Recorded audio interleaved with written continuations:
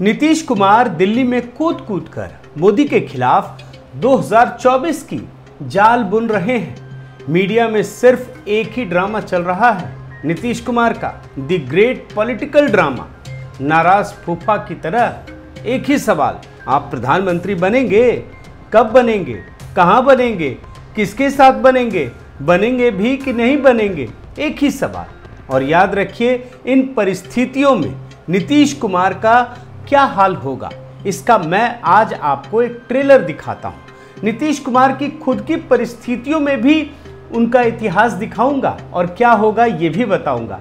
लेकिन एक ट्रेलर कि जो व्यक्ति प्रधानमंत्री मोदी के साथ इस प्रकार दुर्भावना के साथ बर्ताव करता है, उसका क्या हाल होता है। कुछ तस्वीर देखिए। उद्धव ठाकरे ने मोदी को चुनौती दी, आज क्या हाल है।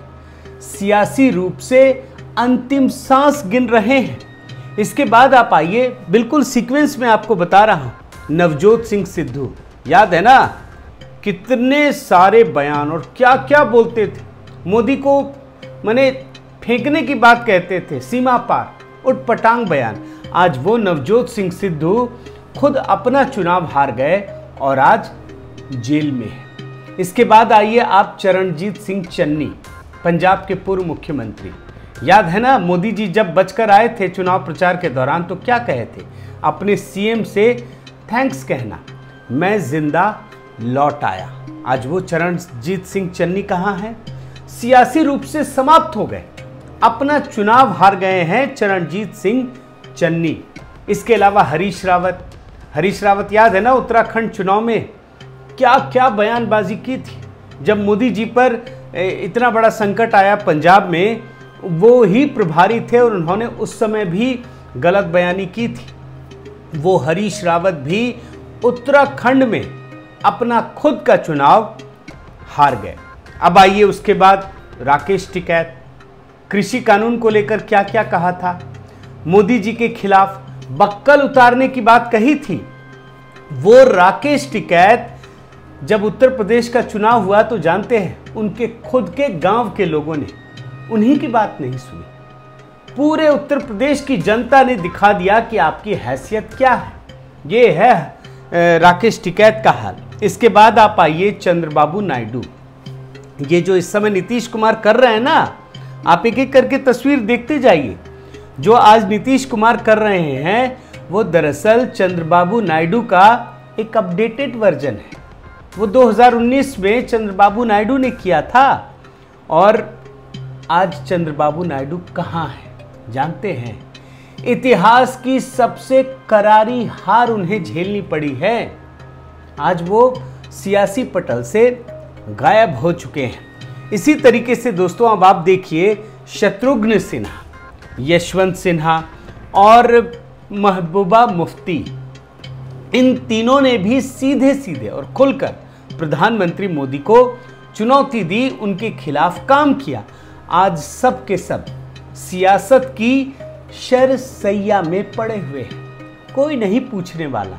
गुजरात में शंकर सिंह वाघेला, उन्होंने भी गुजरात में मोदी के खिलाफ काम करने का काम किया, भारतीय जनता पार्टी छोड़ दी। और बाद में जानते हैं क्या हुआ? जिस मोदी से दुश्मनी के नाम पर भारतीय जनता पार्टी छोड़ दी, उसे बाद में कांग्रेस ने ही निकाल दिया। तो ये है शंकर सिंह वाघेला का हाल।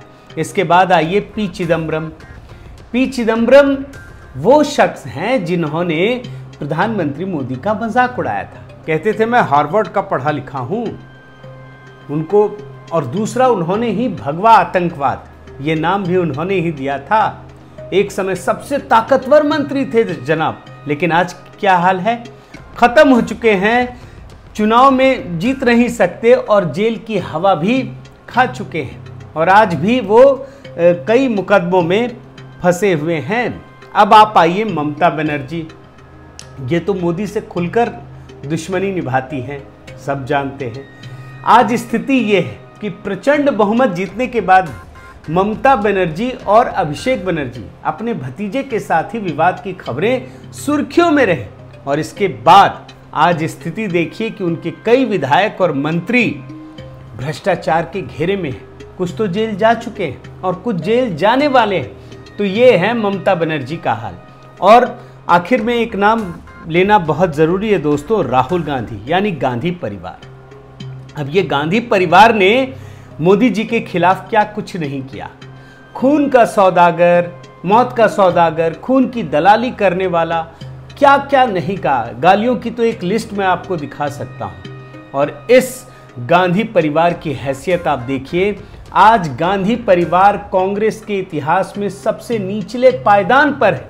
पूरा परिवार आज भ्रष्टाचार के घेरे में है और कभी भी जेल की हवा खा सकता है। कुल मिलाकर दोस्तों, अगर एक लाइन में कहूं तो जिस किसी ने भी दुर्भावना के साथ मोदी के साथ व्यवहार करने का काम किया, उसे विधाता ने ही सबक सिखाने का काम किया। नीतीश कुमार भी पहली पारी में यही गलती कर चुके हैं। अब उनकी दूसरी पारी चल रही है और वही गलती कर रहे हैं। ये मैं आज इस वीडियो में आपको दिखाने वाला हूं। साथियों नमस्कार, मैं हरिश्चंद्र बर्णवाल। आज लगता है इंट्रो थोड़ा ज़्यादा लंबा हो गया, लेकिन इस इंट्रो की ज़रूरत थी, क्योंकि बिना इंट्रो के ना आप नीतीश कुमार को समझ नहीं पाएंगे और पूरी कहानी को समझना थोड़ा मुश्किल होगा।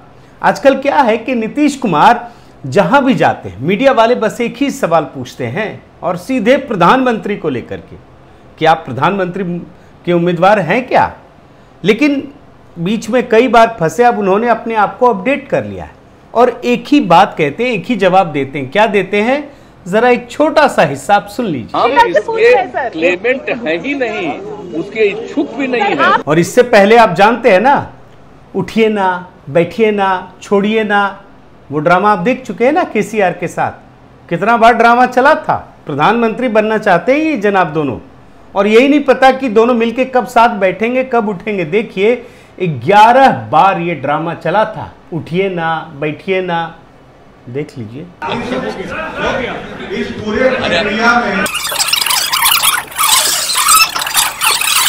आप बैठिए ना। लेकिन जानते हैं दोस्तों, हकीकत यह है कि प्रधानमंत्री पद को लेकर खुद नीतीश कुमार अपनी इच्छा जाहिर कर चुके हैं, और वो भी भाजपा से दूर हटने के बाद, भाजपा का जो साथ है वो तोड़ने के बाद। और 10 अगस्त का बयान है, आप बड़े ध्यान से सुनिएगा, मैं आपके लिए ढूंढ कर निकाला है ये बयान मैंने। आप देखिए क्या कहते हैं। हम लोगों के लोगों ने उनको सपोर्ट किया और उनकी तरफ से जेडीयू को हराने ही की सब बात हो गई। सब पूछिए, हम तो तब तक कुछ नहीं, हम तो चाहते भी नहीं थे बनना, लेकिन हमको लोगों के मान लिया। सुना आपने, कुछ समझा आपने? नहीं समझे? एक बार फिर से सुनिए, बहुत 4-5 शब्द सुना रहा हूं आपको, आप बड़े ध्यान से सुनिए क्या कहते हैं। सुनिए। हम तो चाहते भी नहीं थे बनना, लेकिन हमको लोगों के मान लिया। लेकिन सवाल यह है कि आप क्या नहीं बनना चाहते थे जिसके लिए फिर आप मान गए। आखिर कुछ तो वो चीज होगी ना जिसके लिए इतना बड़ा फैसला आपने कर लिया।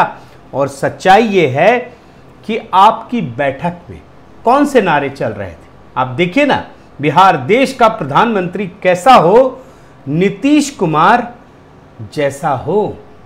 और सिर्फ नारे लग रहे थे ऐसी बात नहीं है। आपके पटना में जो पोस्टर लगे उसमें क्या क्या लिखा है आप देखिए ना। बिहार के बाद अब देश की बारी, ये है। कई सारे पोस्टर हैं और सारे पोस्टर एक ही बात बता रहे हैं। और इतना ही नहीं दोस्तों, नीतीश कुमार ने खुलकर ये भी बता दिया कि उनकी दुश्मनी किससे है। 2024 का वो टारगेट खुद ही सेट कर रहे हैं। आप ये भी बयान सुन लीजिए। 14 में जो आए 24 तक के आगे रह पाएंगे कि नहीं रह पाएंगे, वो और ये सब कुछ तय करने के बाद नीतीश कुमार ने अपना मिशन जो 2024 है वो कैसे शुरू किया, अब ये समझिए। सीधे लालू यादव के पास पहुंचे, उनसे ज्ञान लिया उन्होंने, क्योंकि दिल्ली रवाना होना था। और दिल्ली रवाना होने से पहले किससे लिया? उस लालू यादव से जो भ्रष्टाचार के मामले में सजा याफ्ता हैं। वहीं से उन्होंने शुरुआत की है। अब जब बोहनी ऐसा है तो आगे क्या होगा आप समझ सकते हैं। और इसके बाद सोमवार को जब वो दिल्ली पहुंचे तो पहली मुलाकात किससे हुई? देख लीजिए, राहुल बाबा से हुई। नेशनल हेराल्ड में जो बुरी तरह से फंसे हुए हैं, 50 मिनट तक मुलाकात हुई। कुछ लोग तो कह रहे हैं कि 2.5 लीटर प्रधानमंत्री बनने की सहमति बन गई है, दोनों बनेंगे 2.5 लीटर।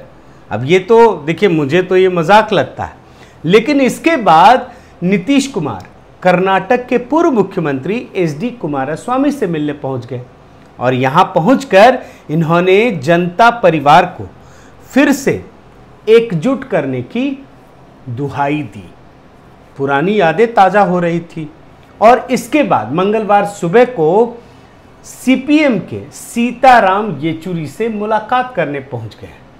अब इन लेफ्ट वालों का क्या हाल है आप भी समझते हैं, क्या स्थिति बची हुई है। इसके बाद नंबर आया CPI नेता D राजा का, वहां भी पहुंचे, वहां पर भी दोनों ने खूब गलबहियां की और फिर इसके बाद नंबर आया, जानते हैं किसका? दुनिया के सबसे भ्रष्टाचारी, नहीं, दुनिया के सबसे कट्टर भ्रष्टाचारी, लगता है मैं फिर कुछ गलती कर गया, मुझे देखना पड़ेगा। हाँ, दुनिया के सबसे कट्टर ईमानदार आदमी से मिलने पहुंचे, जो खुद ही ईमानदारी के प्रतीक चिन्ह बन गए हैं। उन्होंने खुद ही लिखा, आप देखिए ना, देखिए क्या क्या लिख रहे हैं। नीतीश जी का शुक्रिया, देश से संबंधित, आजकल सब देश के ही बारे में सोच रहे हैं, कोई राज्य के बारे में नहीं सोचता है। बिहार में बाढ़ है, नीतीश कुमार यहाँ है। दिल्ली में लोग खाने पीने की किल्लतों से, पानी की समस्या से जूझ रहे हैं, ये देश की चिंता कर रहे हैं जनाब। अब आप समझिए कि हो सकता है यहां तक आते आते, कई नेताओं से मिल चुके हैं ना, मैं दिखा चुका हूं, हो सकता है 5 साल के लिए 1-1 लीटर प्रधानमंत्री बनने की सहमति बन गई हो। अब ये क्यों कह रहा हूं, ये तो खुद इनके नेता कह चुके हैं। आप देखिए ना, 5 साल में 5 प्रधानमंत्री। अब राहुल गांधी की जुबान में तो 5 लीटर प्रधानमंत्री होंगे ना, लेकिन यहां खेल हो गया, गजब खेल हो गया। आप हैरान रह जाएंगे दोस्तों कि जिस महात्मा गांधी की तस्वीर को केजरीवाल ने दिल्ली सरकार के पोस्टरों से हटवा दिया है। अब देखिए रिपोर्ट, देखिए, महात्मा गांधी की तस्वीर ही गायब कर दी जनाब ने। उसने, नीतीश कुमार जब उनके घर पहुंचे तो वहां राजनीति खेल गए। आप देख लीजिए, मतलब समझ रहे हैं ना, ये बड़ा महीन खेल है। कैसे? अब नीतीश कुमार जी तो माने प्रधानमंत्री करके पता नहीं क्या क्या कर रहे हैं, लेकिन केजरीवाल बड़े शयाने हैं। वो तो 22 में पहले गुजरात और हिमाचल जीतना चाहते हैं, फिर 3 राज्य फोकस करेंगे, फिर 4 राज्य करेंगे, फिर बोलेंगे लो जी मैं तो कांग्रेस से आगे निकल गया। हो सकता है, देखिए सपने देखने में किसी के लिए कोई बुराई नहीं है, लोकतंत्र है, कोई भी देख सकता है, और लोकतंत्र में तो कुछ भी कर सकते हैं आप, और ये तो सर्वे के नाम पे सारा कुछ करते हैं।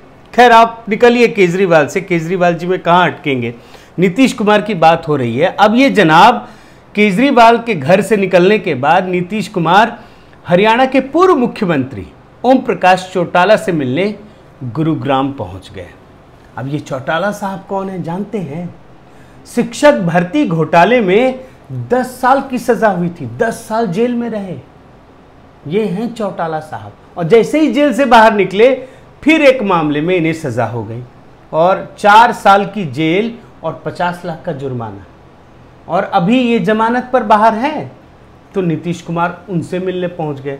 अब आप देख रहे हैं ना, लालू से शुरू हुआ था खेल और चौटाला तक पहुंचे हैं अभी, ये भी जेल से बाहर निकले हुए हैं। और इसके बाद नीतीश कुमार राष्ट्रीय राजद नेता शरद यादव से मिलने पहुंचे। अभी तो ये इनके बारे में क्या कहूं, जब लालू यादव से ही सारी चीज़ें चल रही हैं। और फिर ये जनाब पहुंचे अखिलेश के घर, यहाँ अखिलेश से मिले और उनके पिताजी मुलायम सिंह यादव, जो इस समय मेदांता में भर्ती हैं गुरुग्राम के और इलाज करवा रहे हैं, वहाँ पहुँच गए। और ये मुलाकात क्यों हुई? मिशन 2024। लेकिन नीतीश कुमार सिर्फ नेताओं से मिलते हैं और प्लानिंग करते हैं, ऐसा नहीं है, वो बहुत बड़ा खेल करते हैं। ये तो उनकी दूसरी इनिंग है। और क्या खेल करते हैं और किस प्रकार से मोदी जी के साथ दुर्भावनापूर्ण तरीके से बर्ताव करते हैं, ये जानना आपके लिए बहुत ज़रूरी है। आज तेजस्वी यादव ने उन्हें नाम दिया है, जब अलग थे पलटू राम, तेजस्वी यादव, लालू यादव, राबड़ी, सब उन्हें पलटू राम कहते थे। अब क्यों कहते थे ये तो समझिए। जिस मोदी जी के लिए इन्होंने आज छोड़ा है ना, ऐसा वो 2013 में भी कर चुके हैं।